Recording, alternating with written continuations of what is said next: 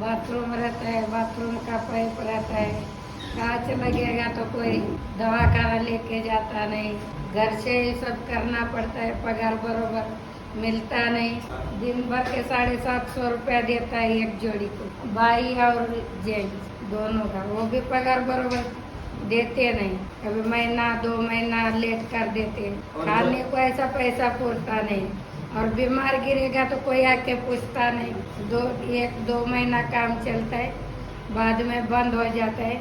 उसके बाद तो काम बिल्कुल मिलता नहीं। लेके जाते लेबर लोग को 2 महीने के बाद बिल्कुल काम नहीं मिलता। ये जो गटर नाले होते हैं, इन गटर नालों में जो पानी रहता है या कचरा जो रहता है, उसमें टॉयलेट का पानी भी आता है क्या? पूरा बाथरूम आता है उनके अंदर। बच्चे लोग तो सामने बिठाते हैं बाथरूम साथ। आपका बीएमसी में कभी रजिस्ट्रेशन का क्या परिस्थिति? वो कुछ नहीं, खाली पगार देने को आते और काम को लेके जाते। जगबीर यादव मतलब मेरे परिवार से ही था। वो मतलब नाके से जो भी काम मिलता था वो कर लेता। तो 11 तारीख के लिए मतलब अर्जुन प्रसाद शुक्ला ने देवी सिंह उसके हेल्पर था, उसको बुला के कांदीवली धनकरवाड़ी में उसको बुलाया, शुभ शांति सोसाइटी। तो क्या हुआ, उसमें गटर जो था उसने हाथ से साफ करने के लिए उसको लगा दिया और बैरिकेड भी नहीं किया। बाद में गाड़ी आया, उसने उसके ऊपर चढ़ा दिया, उसका पूरा रीढ़ टूट गया। बाद में उसको हॉस्पिटल में भर्ती कराया, तो जिसने गाड़ी चढ़ाया उसने भी इलाज नहीं कराया। बाद में हम लोग अपने पैसे से उसको आस्था हॉस्पिटल में लेके गए, उसका इलाज कराया। आस्था हॉस्पिटल में 8-9 दिन इलाज होने के बाद था वो। बाद में उसका तबीयत ज़्यादा बिगड़ गया। आस्था हॉस्पिटल वाले ने हमको ये नहीं बताया था कि आईसीयू की ज़रूरत इसको पड़ सकती है, और आस्था हॉस्पिटल में आईसीयू था भी नहीं। फिर हम लोग उसको आस्था हॉस्पिटल से केएम में लेके गए। उसने अपना एम्बुलेंस वाला भेजा साथ में, बोला ये एडमिट कराएगा आपको केएम में। केएम में उसने ले जाके हमको छोड़ दिया। केएम वालों ने हमको इधर दौड़ाया उधर दौड़ाया, बोला कि हम एडमिट करेंगे। डॉक्टर ने बोला हम डिसाइड करेंगे कि इसको आईसीयू की ज़रूरत है कि नहीं है। बाद में इधर चेक करने के लिए उधर चेक करने के लिए भेजा। उन लोगों ने 2-3 घंटा हमारा वेस्टेज कर दिया उधर ही। बाद में उधर से हम लोग ने एक पेशेंट के लिए छोटा सा एम्बुलेंस कोई लाया था, उसमें उससे थोड़ा बात करके उसको नायर में लेके गए, सायन में लेके गए। सायन में भी डॉक्टर ने मना कर दिया। बीच में 2 अस्पताल 1-2 जगह और लेके गए, उधर भी आईसीयू नहीं था। बालाजी में हम लोग उसको लेके एडमिट किया। दूसरे दिन उसको 22 तारीख को मौत हो गई। तो जब मेन जो रोड है, रोड पे गटर का साफ हाथ से करने के लिए नहीं लगाना था। अगर लगा भी दिया तो बैरिकेड करना था। तो सोसाइटी वाला क्या बोलता है कि हमने साफ करने के लिए नहीं बोला, और म्यूनसिपाल्टी बोलती है कि ये रोड हमारे अंडर में आता ही नहीं है। किसी ने भी 1 रुपये का उसके फैमिली को मदद नहीं किया, कुछ नहीं किया, नहीं किसी ने कुछ पूछा, नहीं गाड़ी वाले ने भी कुछ उसको नहीं मदद दिया, नहीं कुछ दिया। और जो हाथ से नहीं साफ करना चाहिए था वो कानून भी पुलिस ने नहीं लगाया। तो अभी इसमें कोई भी जिम्मेदारी लेने के लिए तैयार नहीं है। अभी वो जवान था पूरा, आप वीडियो में आप देखो कैसे हाथ से साफ करने के लिए लगाया है, कोई बैरिकेड नहीं लगाया। अभी गाड़ी वाला आएगा, देखो सीधा उसके ऊपर चढ़ा दे।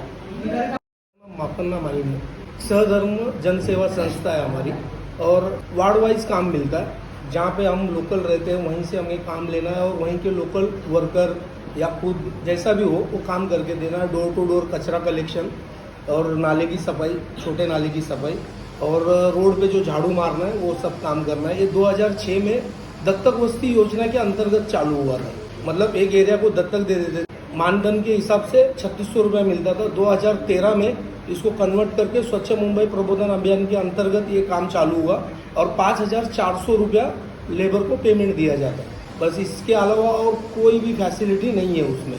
स्वयं सेवक बोल के अपन जब रजिस्टर होते हैं ना, तो अपन पेमेंट के लिए ये नहीं कर सकते कि हमारा पेमेंट बढ़ाओ या ऐसा है, क्योंकि वो लोग ने पहले ही वो जो पूरा फॉर्मेट है बना के रखा है। तो उसमें 5400 में ही आपको काम करना है। सुबह 7 बजे से लेके 1 बजे तक की ड्यूटी है टाइमिंग, और एक भी दिन छुट्टी नहीं है। हर 6 महीने बाद वापस वहाँ की लोकल जो भी संस्था है उनको लॉटरी के पद्धति से वापस काम दिया जाता है।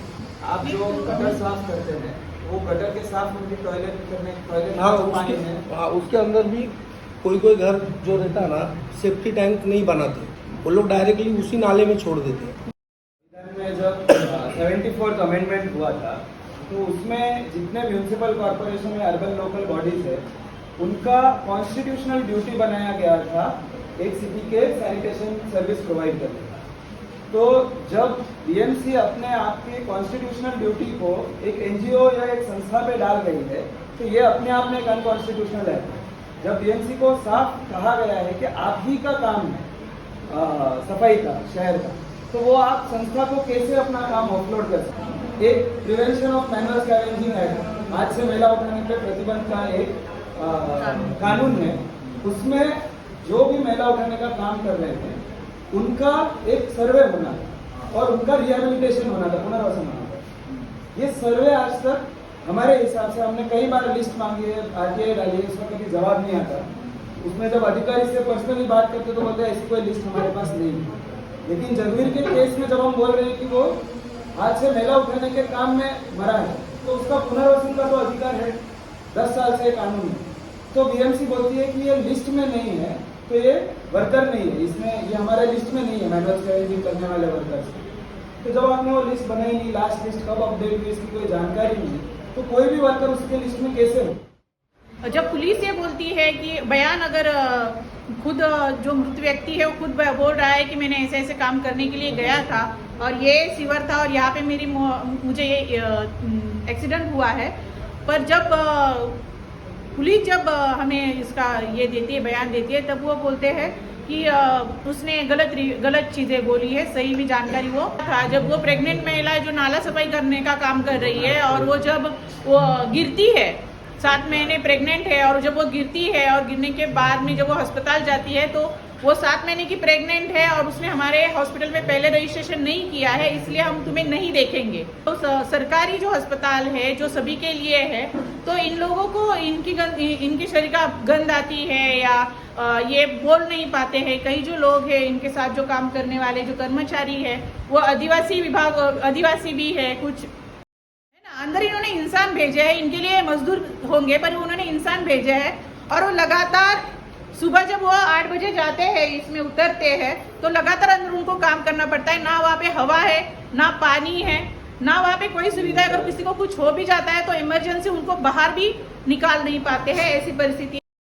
स्वयं सेवी काम अगर बोल रहे हैं तो मुझे लगता है कि सभी जाति के और धर्म के लोगों ने ये काम करना चाहिए और सरकार जो बख्शिश दे रही है बख्शिश लेना चाहिए। पर ऐसी परिस्थितियां हमारे देश में हमें नहीं दिखाई देगी, क्योंकि कुछ काम ऐसे तय हुए हैं कि इसी जाति के और इसी धर्म के लोग करेंगे। कि जो हाथ से मेला उठाने का कानून है 2013 का, अगर हम उसमें पढ़ते हैं तो उसमें साफ लिखा हुआ है ऐसी सारी गटर जिसमें टॉयलेट या सीवर का पानी जाता है और उसकी अगर सफाई हाथ से होती है तो वो गैर कानूनी है। हर कर्मचारी हर मजदूर जो उस सफाई को कर रहा है उसका पूर्ण पुनर्वासन, चाहे वो जिंदा हो या मरा हो, उसकी जिम्मेदारी सरकार की है। ये 2013 का कानून साफ कहता है। दूसरा सवाल, हमारा ऐसा जनक संघर्ष समिति का मानना है कि जिस तरह गांव में जाति व्यवस्था है कि जो जात को या जो जातियों को सबसे पिछड़ा हुआ काम है, सबसे खराब काम किया जाता है, शहर के बाहर रखा जाता है, वही की वही व्यवस्था शहर में सरकार कई तरीकों से खुद लागू करती है। कोई भी व्यक्ति ये सेवा भाव से काम नहीं कर रहा है, सरकार ने जबरदस्ती इस काम को समाज सेवा स्वयं सेवा घोषित करके ये मजदूरों के ऊपर स्वयं सेवक का ठप्पा डाला है। ये काम में जाति का कितना एंगल है? ये मतलब मजदूरों पर अत्याचार हो रहा है या जातिगत अत्याचार है? ये क्या है? जातिगत अत्याचार है। दोनों है। मतलब हम इसको अलग तरीके से नहीं देख सकते। जो व्यक्ति समाज में सबसे वल्नरेबल या सबसे ज्यादा नीचे आता है या सबसे ज्यादा उसको शोषित किया जाता है, वही व्यक्ति को ये काम करवाया जाता है। शहीद मार्च करने वाले हैं, जो 6 लोग शहीद मार्च करने वाले, क्योंकि सरकार ऐसे बोलती है ना कि ये सिपाही है, तो जो योद्धा मरते हैं हम देखते हैं कि जो बॉर्डर पे हमारे जो सैनिक लड़ रहे हैं और जो लड़ते लड़ते जो शहीद होते हैं तो उनका शहीद मार्च निकालते हैं, वो शहीद हुए ऐसा बोलते हैं। तो ये जो कर्मचारी जो ऑफ हुए हैं, जो 6 जो हमारे पास रिकॉर्ड है, तो उनका हम एक शहीद मार्च करने वाले हैं। क्योंकि हमें भी लगता है कि हाँ वो सच में योद्धा है। वो इस देश की जितनी गंदगी है उस गंदगी के साथ में रोजाना लड़ते हैं और वो लड़ते लड़ते मरते हैं, जिसका सरकार को तिल मात्र भी अफसोस नहीं है। तो वो अफसोस हम सरकार को दिखाना चाहते हैं कि जैसे वो सैन्य जो है उसी तरीके से ये भी सैन्य है, और ये जब ऑफ होते हैं तो जैसे उनके परिवारों को आप इतना सारे सम्मान देते हैं तो इनके परिवारों को भी आपने वो सम्मान देना चाहिए।